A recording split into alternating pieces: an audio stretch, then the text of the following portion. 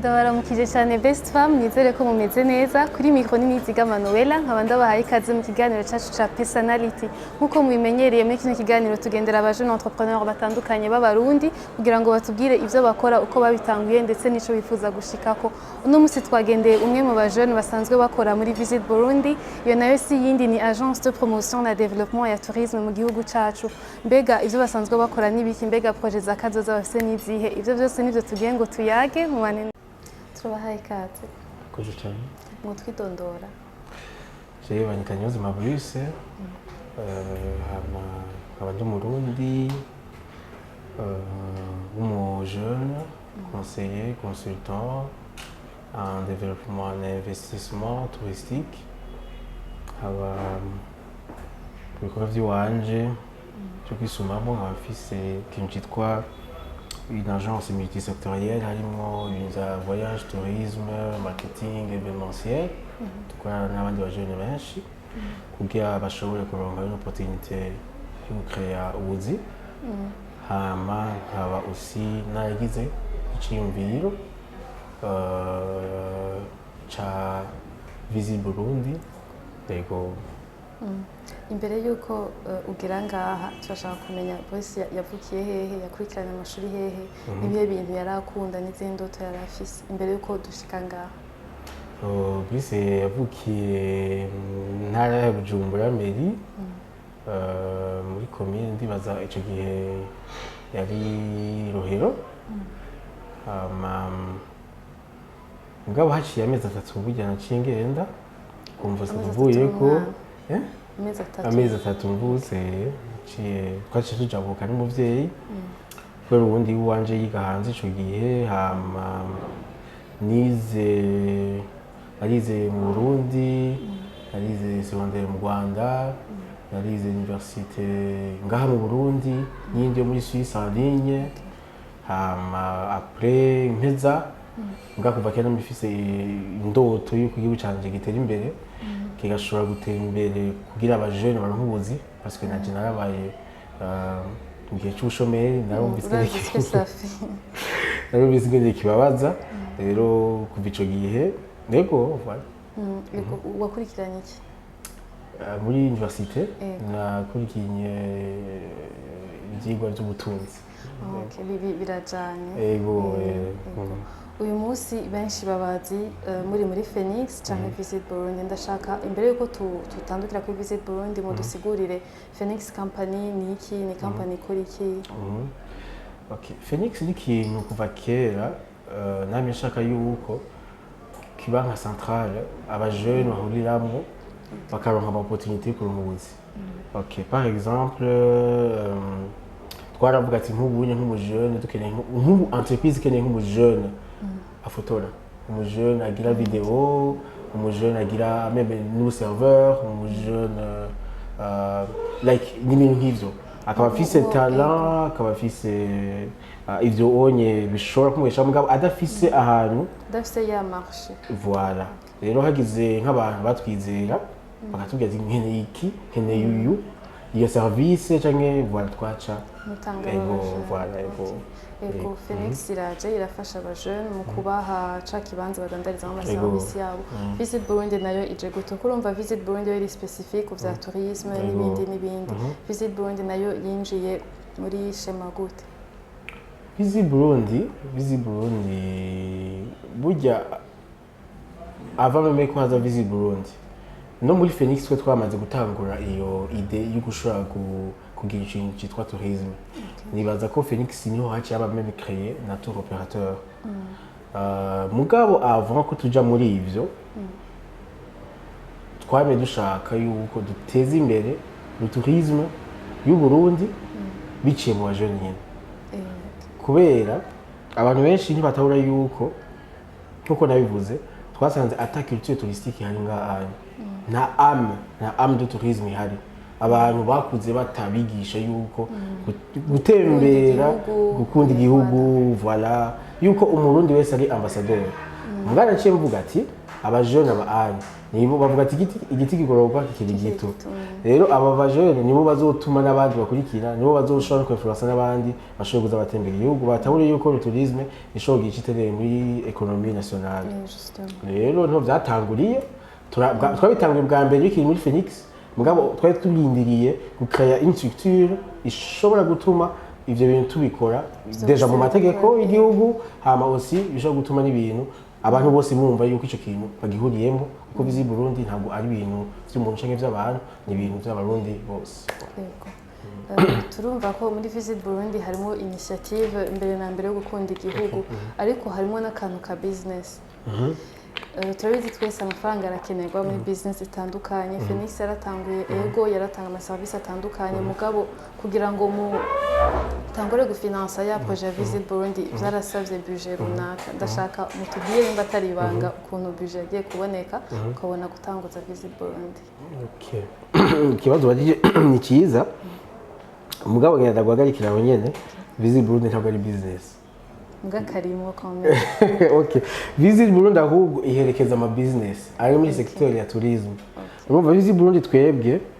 reka profite cyenda ndabivuga ndabipresente ku bantu bose zo karaturaba. Visit Burundi ni agence ya promotion et développement et tourisme. Ikaba aussi mu myaka yeze ikaba isigaye iri bureau de tourisme. Urumva agence ya promotion et développement. Promotion turapromotinga umu acteur wese ari mu secteur. Timiza umu hotelier, umu restaurateur, umu agent de voyage, umu tour opérateur, umu artisan, n'ama plage, byose bihuriramo. Development naho turafasha ukungena abo bantu bashobora kuza barakora ibintu bigatanga service de qualité nziza kuri abo baturisi cyangwa ku barundi n'abarundi nashima bari ngaho bagiye gutembera aho hantu. Murabyumva? Hama biro nayo biro turi sanse kuba centre d'information ku bantu bose bashaka kumenya, like nk'umuntu ashaka kuvuga ati ngaho Bujumbura meri hari ama site touristique yaho ari uko twama tuyacako twebwe rero tumwe informati ni nko guconnecta au fait somehow mugaje cyane tumwe forme abimenye amenye yuko yagenda mu Rutana azotembera aha azoryama aha azorara voilà ego. So urumva rero Visit Burundi tuvuze ko ari business yoca ita agaciro yoca ya sense ifise. Urumva rero twabashatse ko biguma muri iyo nzira nyene komsa n'undi muntu wese abitahure yuko akeneye information, akeneye ko tumurekeza, akeneye ko tumufasha, kuko hariho abatura operateur babijeje gutembereza abantu. Natwe abo bantu iyo baje kutubaza nimba ari umuzungu, nimba ari umuturiste, nimba ari mu Kenya, umugandaje cha tumurungiye ko abatura operateur kandi bakora neza. Hariho bagisabo, hariho bayikaze, hariho ni benshi yego bamuyira ni benshi voilà yego kandi baba jeunesse. Visit Burundi nubwo hari abandi bakora ibigomba gusa nkavyo ya Jane uvuga nti ari nshasha kandi twese turazi ko iyo abantu bahaye ikintu batamenyereye benshi baragihojeta ni bake batahura sense yacu. Ndashaka kutubwira ukuntu Visit Burundi yakiriwe, ico gitekerezo cakiriwe gute, surtout ko cari focalize ku ba jeune mugabo uravye hari amatuyo amwe mukeneye gucamo yakoramo abantu bakuze. Ndashaka kutubwira ukuntu Visit Burundi yakiriwe. Nibaza ko bavuga ati eka ndege kuvuga muri menshi mugabo ico shatse kuvuga tukibigira haraba vyakiriye neza hama sino genda kubesha ngo ni 100% hariho n'abandi batavyekiriye neza kuko twarabona ku marezo sociaux abantu baravuga ngo twiganya abandi byari ibintu byinshi nk'ivyonye mbwa nta naho byari bihuriye. Mugabo je ndiko ndabiraba mbona byakiriwe neza parce que yaba n'abadukurira abadutwara nabo urabona ko bagiye baradufasha ibintu bimwe bimwe kugira dushobore gushika mu bintu dushaka gushikako. Kuko umva turababwira ati dufise vision iyi, dufise ambition, dufise plan d'action iyi, si byose bikunda ariko ivyo babona ko bikunda baradufasha bakadufata mu bwonko tukabikora. So rero maze kubona yuko hariho n'abandi bantu bavyakiriye, abarundi, meme n'abarundi baba hanze bakavuga ati wow ni ikintu ca mbere ciza gize guhindura isura y'igihugu kije gudandaza isura nziza y'igihugu ati rero ahubwo natwe tubikeneye kubera natwe ino iyo tuvuze ko turi abarundi abantu baca kubonamo ibindi cyangwa bakabona iyindi image ati rero ahubwo ivyo bintu ni vyiza tinze gushikirwa ego kimwe mu bintu mukora murabyo kumpromotinga tourisme mu gihugu kandi kimwe mu ma service ajanye nako kazi harimo kugira ibintu by'amatour turamaswa n'ama trip mwakoze ruguru hehe na hehe ndashaka utujane muri iyo trip tubwire uko muyitegura uko bigenda hageze hamwe na feedback muronka après ajya amatour dutegura nico bita tournée promotionnelle ni inshingano twihaye yo gushobora promotinga intara yose mu gihugu cy'u Burundi ubu hari intara 18 18 izo ntara zose ziteza kwerekana ubwiza bwazo n'ibiranga izo ntara urumva aguciriye mu gato akabazo k'amatsiko est-ce muri buri ntara harimo site touristique yego mu gihugu mengo hari site touristique 123 nimba nihenze sinzi ko nihenze nibaza ko bizoba biri mu biharuro nk'ivyo wonye rero mu ntara yose hariho ama attraction touristique n'ama attraction culturelle means akaranga n'imico kama umva izo byose urumva tegeza kuvyerekana parce que hari gusanga abarundi batabizi urabona hariho umudeyo hariho umuduri umva hari ibintu byinshi kandi byose biva mu ntara yose ifise novuga specialité y'uko byite ifise ikintu ifise akabijya kayo rero dushaka kuvyerekana kugira abarundi nibibagira akaranga k'iwabo nibibagire ku Burundi bwabo ari bwiza hari umuntu ushaka gusanga avuka no mu ntara mugabo atazi no bwiza bw'iyo ntara azi yuko ari kugenda kwa sokuru yuko agaca ataha mugabo ariko niyagenda kuri iyo site touristique déjà ama site touristique nga mu Burundi akifise ikibazo yuko atari bien aménagé atari bien cadré niko novyita canke bien structuré mugabo kugira abe structuré il faut ko abantu bagenda gutembera kandi kugira batembera il faut ko babibona kuko unashima n'ikimenyamenya abo bavuka mu izo ntara nyene barashobora kuza baraterera kugira izo site zibe bien aménagé voilà ndimo kujya tubona ngo bavuka mu ntara yingo bagiye barubaka bishure bagiye baratera urabona no muri tourisme rero ivyo barabishobora kuko hajya haru ni bahakora umenye yuko ntihamara kuba neza hakaba hasana izo ijisho abantu bashobora kuguma bahaza baje amafaranga baca bayasiga akazi kaca kaboneka kuri abantu baba mu ntara muri iyo commune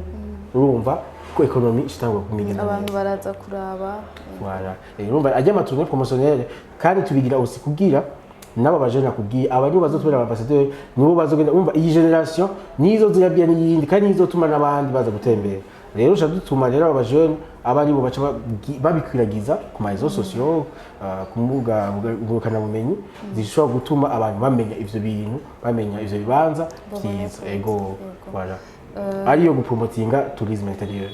ego ajya ama tournée promotionnelle nko mwabivuze je ndabirabiye hanze umuntu atabizi ndibaza arasaba uburyo kandi watubwiye yuko Visit Burundi si business comme tel est-ce que ama sponsor peut-être canke uburyo bwo kuorganiza ama tournée mu gukura he tuba tubukura he jewe kuko deja mena bijya ama tournée promotionnelle wavuze ati nk'umuntu abirabira hanze uravye amaprix usanga umuntu agaba agiye kuriha n'amaprix novuga mato cyane ari hasi cyane gose nibaza ko na tournée ya mbere twari umuntu kuja i Bugarama agatembera akaba déplacer akajya agafungura yari 20000 urumva deja tunaharuye n'itike yo kuva ngaho Bugarama usanga ayo mera adakwiye mugabo kenshi nibaza ko twagize nkuko wabivuze nkuko cya kibazo wambaje ati eske hari abantu bavyakiriye gute hari abantu rero nibaza yuko bobo bavyakiriye tukibibabwiye tukibasigurira baca bitahura baca bavuga ati katubafashe tubafatire mu mugongo kuko ivyo bintu byayo nitubona ko bizotera imbere mutagize abantu bafata mu mugongo yego so kuvuga ngo baduha ngo uburyo canke iki mugabo badufasha mu byo bashoboye nkuko example nama mvuga ati ari usaba imodoka ari usaba igitoro ari usaba amazi nka kinju bahora badufasha cyane gose imana n'abashimira n'abandi amabanki usanga twizera rimwe ntabwo badufasha uko tuvyifuza mugabo baradufasha tukabwira dukore ivyo bintu tubarushaka gushikako nico gituma cyo bidufasha rero ko amahera aba ari make hamakaza abantu benshi nibo bazoca bakwiragiza uburyo butandukanye simaka uburyo ego amaproje yose yagitangura umuntu arahura n'intambamyi kurumva ikintu aba ari gishasha ugishiriye abantu peut-être barakica ntaco bazi ariko hama hariho challenges umuntu ahura nazo ndashaka umbwire challenge imwe canke zibiri canke zitatu mwarahuye nazo mugitangura mugiserura Visit Burundi. Okay, mbere novuga gute novuga ko kutatahura igisata cy'ubukerarugendo igisata cy'ingenzi vraiment ico hari abantu batigera babitahura akubwira ati none ico gisata ati nkigiteye imbere nga mu Burundi ati murabona kandi mwe muzogenda ugikiza ati murabona muga twabwira ati nta wagerageje bikanga urumva hamica kabiri novuga ni cibikoresho ko je sinovuga uburyo ko twe uburyo siko dukeneye ko navuze turi muri promotion na development cyane cyane ikintu cekeye nk'ibikoresho urumva nk'ivyo wonye par exemple turashobora ati bana nk'ubu mu bintu dukunda gukora turakunda kugenda gufata ama image meza y'igihugu umva birasaba ama appareil ayo ma appareil utayafise rero ucuma ukota utayafise usanga ntubikoze ugasanga meme n'ibintu ma mission mamushaka gushikako amwe ntimuyashizeko ntimuyaheje aravuyemo so rero nk'ivyo byose urumva novuga ko ari ibintu twagiye turagira yego hama je dirais ça hama ibindi navyo nibijanye n'ivyo nyene tumenyereye kenshi iyo abantu bariko barangaje abakozi batora abantu bafise experience turabona n'amapel d'offre bariko ngo depose ari uko ufise 5 ans d'experience muri iki n'iki ariko abantu ahanini bagize nkuko bivuze Phoenix ihagazemo abajene cyane ariko na projet Visit Burundi dukunze kubonamwo abajene ndashaka mutubwire impamvu mukoresha cyane abajene mutagiye kurondera peut-être abandi bafise 5 ans d'expérience muri iki 10 ans muri kijya okay kurumva umujene niho abakiva ku ishuri cyangwa abakiri ku ishuri ubumenyi si kirenga ari ubumenyi buzanana no gukora ku kazi ndakwaza ikibazo sinabonye yuko amapel d'offre menshi bavuga ngo 5 ans d'expérience ou 2 ans d'expérience uyu mujene azozoshobora kwiexprima gute cyangwa kuzikora gute atazikoze hama ikindi kintu naco ibintu byose ce n'est pas juste une question d'expérience ahubwo c'est une question y'ubushake c'est une question de volonté c'est une question de passion aussi hama ugakora ikintu ubona vision yacu kuko nibaza ko twe nk'abantu dukorana benshi n'abantu batahura ico baba baje gukora baratahura yuko baje guteza imbere iyo secteur ingenzi ico gisata c'ingenzi rero nk'umuntu afise 5 ans d'expérience ashobora ati uce mu mpemba amahera amamiliyoni naya urumva ntabakije ibyo bintu ashaka guhera kuza kubiteza imbere mugabo umuntu aje afise iryo shaka yukumenya bavuga we learn by doing nta numwe yigeze avuka azi gutambuka yavana naje bayijewe ntavyo nigiye mugabo plus naguma nkora plus naguma niga plus naguma genda gura n'abantu nkikica bugufi nkababaza mbega mu bazogenda gute mu bazogenda gutya niho nagenda bimenya kandi n'ubu sindabimenya byose nguma niga misi yose rero urumva igikenewe no kuri kumwe n'abantu na equipe igutahure na equipe mwamuvyumva cyo kimwe hama ukaba muri ku mugozi umwe mukajana kandi ntibisiga ko mu nzira mudahura n'ibibazo mubanda kuko plus muguma n'ibibazo plus muguma n'ama challenge niho nabo muca mukomeye ubumenyi mugaca muvyiga Visit Burundi uyibona hehe nko mu myaka 5 iri imbere ugendeye kuri ryitwa nuko muragira ko merci kumbaza ico kibazo je sinovuga ko ari Visit Burundi no bambona imbere ahubwo novuga yuko ari tourisme yo mbwa mu Burundi no bambona imbere kurusha ndifuza ko mu myaka 5 at least Uburundi bwabutembererwa n'ingenzi zishika nk'umuriyoni kandi n'uje baje mu kazi muri affaire ahejeje ako kazi kiwatemberere umva niwitezongerekana plus abandanye ari hamaye apana ko umuntu yinjiza $5,000 akasubira inyuma ariyo ari nka kazi miruisa ahubwo na dépense yose agume bavyumva rero mbona mengo je nifuza ko tourisme mu myaka 5 bateye imbere ingenzi zikaba ari zinshi amahera amadevise nabine bakayasiga akaza agashobora guteza imbere igihugu kuko burya abantu benshi bari bagira secteur ya mbere ishobora guheza ibibazo by'u Burundi jorodi n'uzoshaka azoshake ambeshuze secteur ya mbere ishobora guheza ibibazo by'u Burundi ni tourisme. Je dis comme ça. Secteur ishobora gutanga akazi ku bajene ni tourisme. Secteur ya mbere ishobora kwinjiza amadevize, nk'ubu hari gusanga buri bavuga ngo harabuze ngo amadevize ni tourisme. haje za ngenzi zikagura zikagira gute na gute amafaranga zishiga amadevize bitanga ko aeroport visa bayiha amadevize. Urumva rero ni chaîne biguma bijana ku hoteli mu madevize, urumva barabonye ko bahinduye amategeko. Urumva ivyo byose ni ibintu mbona yuko vyotuma tourisme abantu bayumvise, abarundi mu rusangi n'abadutwara bose, kuko urumva secteur ya tourisme sans volonté politique ntibishobora gukunda. Urumva bisaba yuko twese tuja hamwe. So rero bisaba yuko twese tumaze kwitabura secteur muri 5 ans irashobora kuba yatumye mu Burundi ubuzi buboneka, ibintu bimwe bimwe comme quoi culturel, byinshi, artisanat bizoba byateye imbere, kuko dufise ibintu byiza ngaha mu Burundi, mugabo kenshi usanga peut-être bitama meme na exporter hanze, hama aussi bitanaboneka no hanze. Rero mbona yuko abo bantu bagiye baraza muri 5 ans tourisme je nifuza yuko Uburundi bwaba bwamaze guhinduka isura, bwaba bwamaze kuba n'ubu n'igihugu nyabagendwa, mugabo nifuza ko birenga uko bimeze. Yego, Visit Burundi maze imyaka ingahe nako iyi projet mumaze imyaka ingahe muyikorerako? Je nibaza ko twatanguye muri 2020, hama 2021 akaba ariho twari twafashe n'inzira imwe navuga ya structure. Ni ibiri umwe n'inusu donc ibiri n'inusu gutyo wandi basego. Iri novuga nti nubwo mwatubwiye yuko atari agence de voyage, ariko quand même amatrip muza murakora hamwe n'ibindi bintu mushira hanze nk'udupira n'ibindi biri mu bintu vyamenyekanye cyane surtout ku ma réseaux sociaux. Ndashaka mumbwire nimba atari ibanga canke nimba mugitahura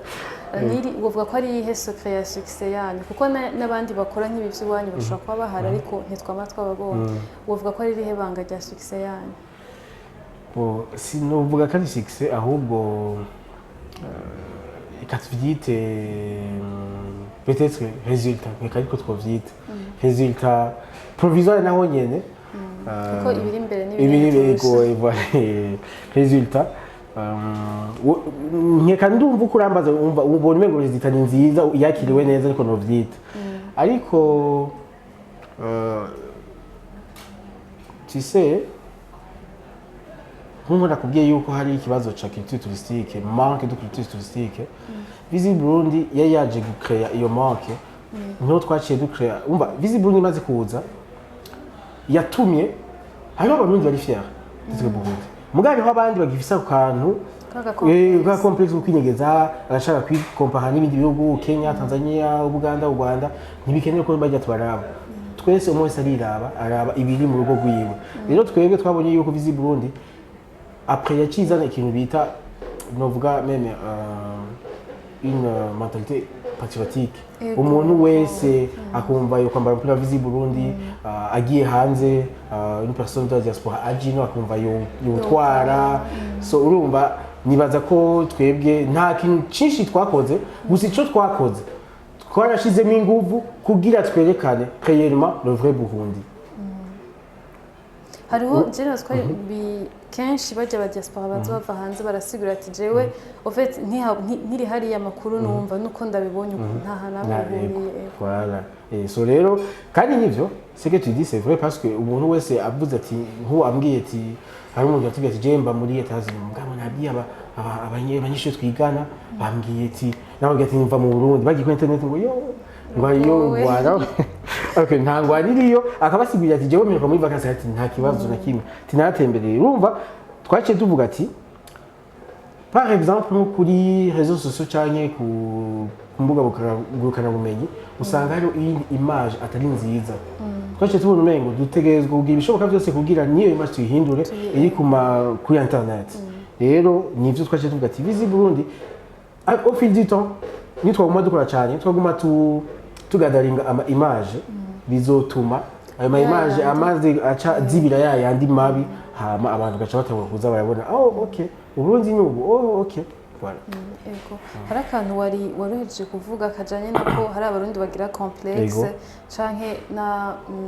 n'abari hanze bagatinya kuvuga ati jewe ndi uwahari yanye bigaca binyibutsa hari igihe bigeze gukarira nimba kono vyita visit Burundi baravuga ati ni copier code natwe nayo mwazumvise bavuga ati mwariganye mu Rwanda mwariganye gute na gute havuga nti buriya harimwo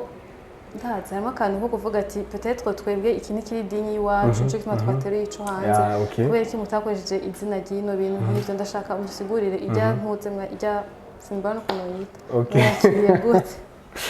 inkeka ya complexe zo turavuga kuko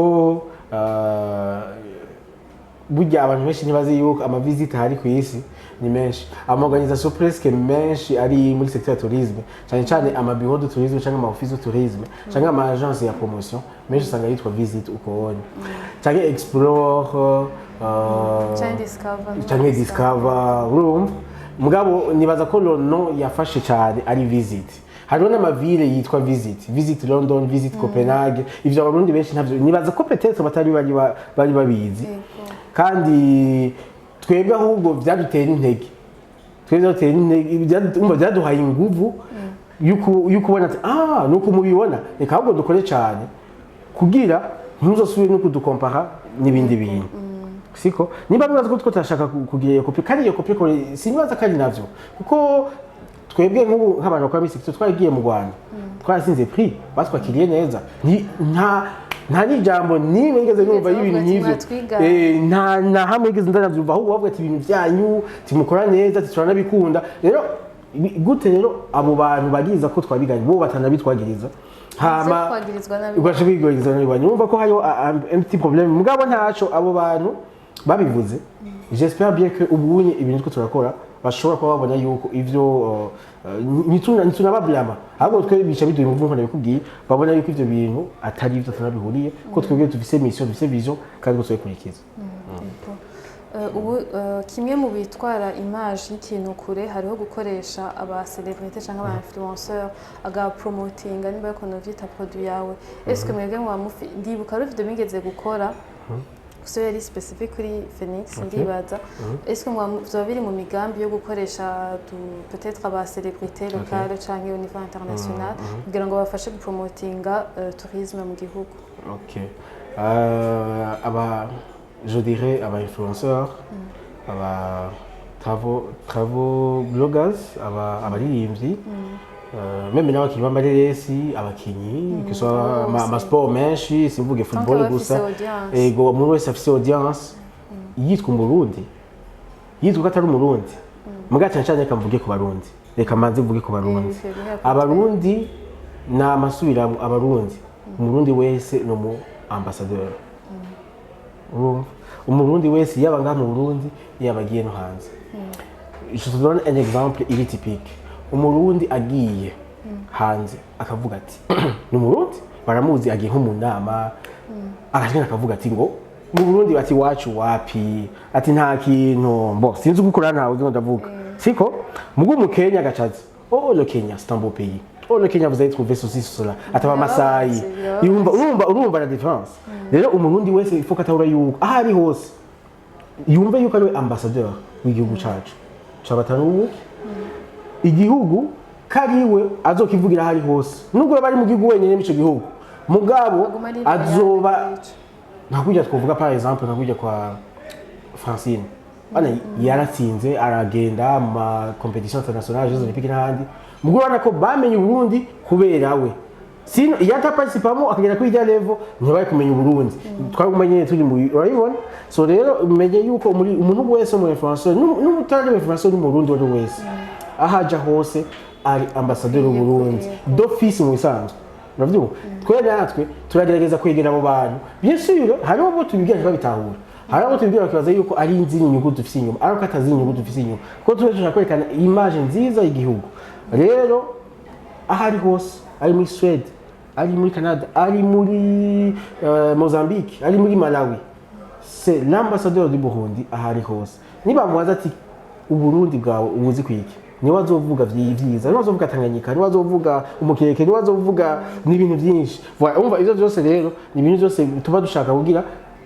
tubiveikire tubisensibilize ku bantu hama batabure yuko leur rôle en tant que Burundi. murakoze cyane Mugabo aussi nabo hanze nibaza ko pour le moment tutaragerageza turabashikira mugabo navyo nyine biri mu projet iwacu tuzoshobora kuza dutegura ama projet nitwagira imana aba partenaires bacu babandanye badushigikira bakazodufasha n'abandi bose bifuza kubikora tuzoza kupresenta ama projet nkayo onyi gushobora kwerekana the brand hanze mu makompetisiyo internationale ego n'abantu bari hanze twakorana benshi. Ego turangiza ndashaka kubabaza hoba hariho trip canke iyindi tournée promotionnelle mwanko marapanga y'uyu mwaka canke hoba hari izindi projet mufise z'uyu mwaka muri Visit Burundi? Hari gusa ni nyinshi gusa turafise plan d'action y'uyu mwaka ibintu dushaka gushikako. Déjà tournée promotionnelle ya mibashakane kuko les 18 provinces nibaza ko tarazezo mengo tumazongera nko muri 6 urumva si vuba ariko nibaza ko hazoba zibiri hazoba imwe yo mu kwezi kwa gatanu iyindi yo muri sama abarundi baba baje kuruhuka baje kuraba amafamiye yabo dushobora kuba nabonye nakanya kushobora kumenya igihugu cy'iwabo n'abandi nk'ikabwo bari ubwa mbere baba baje mbwa bavukiye mu mahanga. Rero ma projet menshi turafise hariho nka digitalisation ya tourisme mu Burundi two turategura ibintu nk'ivyo onye byo gukora site web y'u Burundi ya tourisme byafasha nibaza ko bizana ubundi buremere bituma impuze yanyu iba relevant kubera twarabonye yuko hari ikibazo parce que turashaka kubwira abantu baze gutembera mu Burundi ariko bagi ku internet tukabona bimena kugira amafoto mabi. Rero nibaza ko ico cyose turashaka no cyo tugikureho tuzoyifashamo n'abahinga mu vyerekeye informatique. Hariho ama projet yo kunagura ama site touristique kuyamenager kuyarehabilita hama turafise projet yo gupromotinga le tourisme intérieur ngaha anye mu gihugu twerekana amashusho meza comme ça umuntu abe influence aguma abona ico kintu rimwe kabiri azuka